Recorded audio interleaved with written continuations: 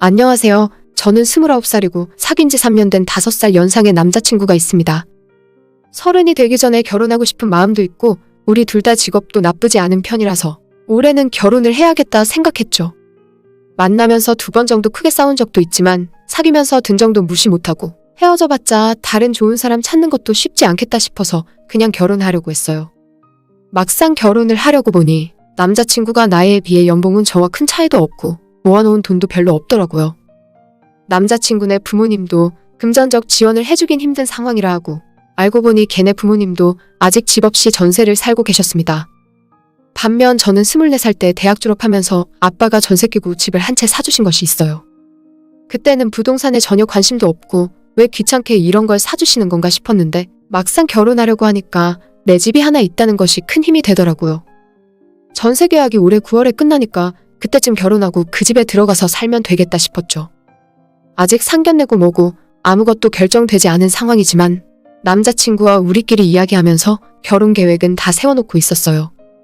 그러다 지난 설 연휴가 끝나고 이젠 진짜로 양가 부모님께 허락받고 결혼식 날짜를 잡아야 할 것 같더라고요. 사실 주변에서 작년, 재작년에 결혼한 선배들이나 친구들이 많았는데 하객 숫자 제한도 있고 결혼하는데 너무 피말리고 발 동동 구르는 모습을 지켜보면서 이번 사태가 다 끝날 때까지 기다렸다가 결혼하려고 미루고 있었는데 당분간 끝날 것 같지도 않고 그거 기다리다가 제가 30 넘고 40이 될 것 같아서 이젠 더는 늦추면 안 되겠다 싶었죠. 그렇게 제가 먼저 남자친구네 집으로 인사를 드리러 가기로 하고 약속 날짜를 잡았어요. 집은 좀 어색해서 밖에 조용한 식당에서 만나고 싶었는데 남자친구네 부모님들이 그래도 처음 보는 건데 집으로 오는 것이 낫지 않겠냐고 하셔서 어쩔 수 없이 집으로 가야 했어요. 연애를 3년이나 했는데 서로의 부모님을 만난 적은 한 번도 없고 사진으로만 양쪽 부모님들의 얼굴을 몇 번 본 정도였습니다.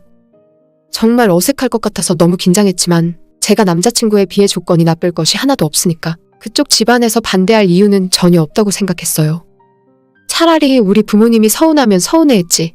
솔직히 제가 5살이나 어린데 연봉도 비슷하고 모아놓은 돈은 제가 훨씬 더 많은데다 제 앞으로 집까지 있는 상황인데 남자친구 집에서 결혼을 승낙하고 말고 할 문제가 아니라 업고 모셔가야 하는 입장 아닌가요? 아무튼 조건은 조건이고 결혼 승낙 받기 위해 참하고 예쁘게 꾸미고 남자친구네 집으로 인사를 드리러 갔어요. 집은 엘리베이터 없는 4층짜리 빌라였는데 건물 밖에서 볼 때는 좀 오래되어 보이고 낡아 보였는데 막상 집에 들어가니 깔끔하게 꾸며놓으셨더라고요.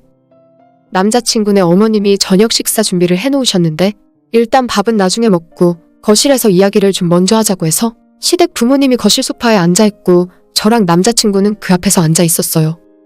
무릎을 꿇고 있을까 하다가 내가 잘못해서 혼나는 것도 아닌데 괜히 그렇게까지는 할 필요 없겠다 싶더라고요. 대충 제 남자친구네 아버지가 제 이름과 저희 부모님이 뭐 하시는지 물어보고 부모님 사시는 집이 어딘지 결혼하면 살게 될 제 집은 어디에 있는지 몇 평인지를 꼬치꼬치 물어보시더라고요. 물어보시는 말에 하나하나 대답하고 있었는데 분위기가 제가 생각했던 것보다 좀 진지했습니다. 저는 주변 친구들 결혼 승낙 받으러 갔을 때 이야기를 미리 들었는데 예비 시부모님이 정말 따뜻하게 반겨주시고 아직 결혼도 안 했는데 딸처럼 예뻐해 주셔서 한편으로는 좀 부담스러울 정도였다고 하더라고요. 그래서 저도 화기애애한 분위기를 상상하며 왔는데 너무 엄숙하고 딱딱해서 제가 무슨 속도 위반하고 혼나러 온 건가 싶을 정도였어요. 한참 이것저것 물어보시던 아버님이 어머님에게 종이랑 펜을 가져다 달라고 하시더니 잠시 후에 남자친구 어머님이 방에서 하얀 종이 몇 장과 사인펜을 하나 들고 오시더라고요. 너 이름, 너희 부모님 성함, 형제가 있으면 형제까지 전부 한자로 이름 써봐라. 라고 하시는데 솔직히 그 이야기 듣고 좀 황당하고 어이가 없었습니다. 요즘 한자로 이름 쓰는 경우가 흔한 일은 아니잖아요. 그래도 제가 초등학교 다닐 때까지는 부모님이 알려주셔서 제 이름이랑 부모님 2분 이름까지는 한자로 쓸 수 있었는데 제 남동생 이름은 어떤 한자를 쓰는지 모르거든요. 막상 쓰려고 펜을 잡아보니 제 이름 말고 부모님의 한자가 어떤 건지 순간 생각이 안 나는 겁니다. 초등학교 다닐 때 이후로 20년도 더 지났는데 그동안 한 번도 쓸 일도 없었고 제 이름 빼고는 다 잊어버렸어요. 물론 외우고 다니면 더 좋았겠지만 부모님 성함을 한자로 못 쓴다는 것이 흉이 될 거라고는 생각해 본 적도 없었습니다.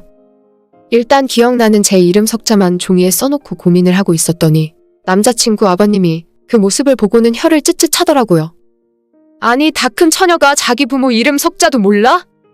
그 말 들으니까 갑자기 눈이 헷가닥 돌면서 내가 왜 이 사람들 앞에서 시험을 보고 있어야 하는 건가 싶은 생각이 들었어요. 그깟 한자 좀 못 쓴다고 멀쩡한 회사 다니면서 잘 먹고 잘 살고 있는 내가 처음 본 사람들에게 무시당할 정도는 아닌데 갑자기 억울하다는 생각이 들어서 옆에 아무 생각 없이 멍하게 앉아있던 남자친구에게 종이와 펜을 넘기고는 나는 내 이름밖에 못 쓰겠다. 오빠가 한번 써봐. 라고 이야기했는데 남자친구가 펜을 받아들고는 당황하는 눈치더라고요.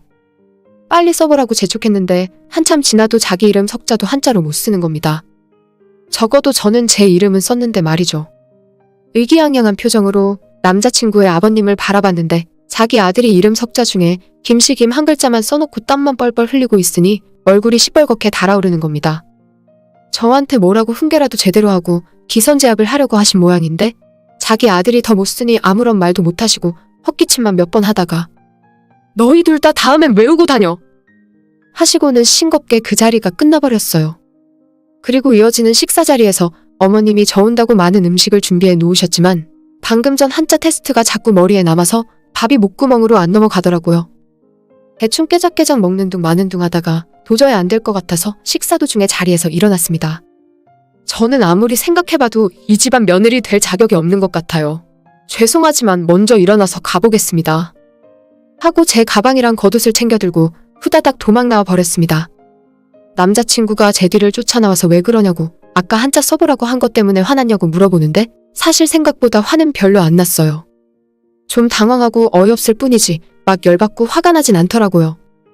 남자친구에게 나는 너랑 결혼하고 싶어서 인사드리러 온 건데 지금 내 상식 테스트 하는 것도 아니고 이게 뭐 하는 건지 모르겠다고. 너네 부모님이랑 나는 정말 안 맞는 사람들인 것 같으니까 애초에 인연을 만들지 않는 것이 서로에게 나은 길이라 이야기했습니다. 남자친구는 제가 너무 예민하게 군다고 자기 아빠가 이상한 사람도 아니고 이 정도는 결혼할 사이에서 물어볼 수도 있는 거 아니냐고 하는 겁니다. 미안해. 나는 도저히 너랑 너네 부모님이랑 이야기가 안 통하는 사람인 것 같아. 내가 무식해서 한자도 모르고 내가 속이 좁은 사람이니까 한자 공부 열심히 한 다른 여자 만나. 라고 해버리고 택시 타고 집으로 돌아왔어요. 원래 그날 남자친구네 부모님과 인사하고 그 다음 주에는 우리 부모님에게 인사드리려고 했는데 우리 집을 뒷순서로 정하길 잘한 것 같더라고요. 어떻게 생각하면 제가 부모님 이름까지 한자로 쓰지 못한 것이 문제라고도 생각해요. 나이가 곧 30인데 기초소양이 없다는 걸 스스로 증명한 거나 마찬가지니까요. 하지만 전 지금까지 살면서 한자 못 쓰는 거에 크게 불편함 없이 살았습니다. 멀쩡히 대학도 졸업했고 이름만 들으면 알만한 회사 다니면서 돈도 잘 벌고 잘 살고 있어요. 오히려 제 생각에는 아들이 결혼하겠다고 며느리감 데려왔는데 초면에 종이란 펜을 주면서 한자로 이름 써보라고 시험 보는 그 사람들이 더 문제라고 생각합니다. 그까짓 게 결혼하고 사는데 뭐가 그리 중요한가요? 어쩌면 본인들 아들과 평생 같이 살 사람인데 그 사람 됨됨이는 어떤지, 기본 예절은 갖춘 사람인지, 성격은 좋고 사람이 잘 웃는지 그런 걸 더 궁금해해야 하지 않을까요? 제가 만약 아들 가진 부모 입장이라면 며느리가 한자로 이름을 쓸 수 있는지 따위는 전혀 궁금하지 않을 것 같아요. 지금 생각해보면 그때 기억이 안 나서 부모님 성함을 못 쓴 것이 오히려 잘된 일인 것 같아요. 그런 사람들을 시부모를 합시고 모시고 산다면 제 결혼 생활도 엄청 피곤해질 테니까요. 며칠 뒤에 남자친구가 아무 일도 없었다는 듯 저희 부모님께도 인사드리러 가고 싶다고 하길래 우린 그날 끝났고 결혼할 일 없으니까 다신 연락하지 말라고 하고 차단해버렸습니다. 정말 이렇게 헤어지는 경우도 있구나 싶고 세상 살다 보면 나이만 먹었지 기본적인 상식을 벗어난 사람들이 정말 많이 있다는 걸 다시 느끼게 됩니다. 잘못된 결혼을 하기 전에 조상신이 도왔다고 생각하고 항상 감사하는 마음으로 살아야겠어요. 오늘의 제 이야기는 여기까지입니다. 끝까지 들어주셔서 정말 감사드려요. 다들 행복하시고 좋은 하루 보내시길 바랍니다.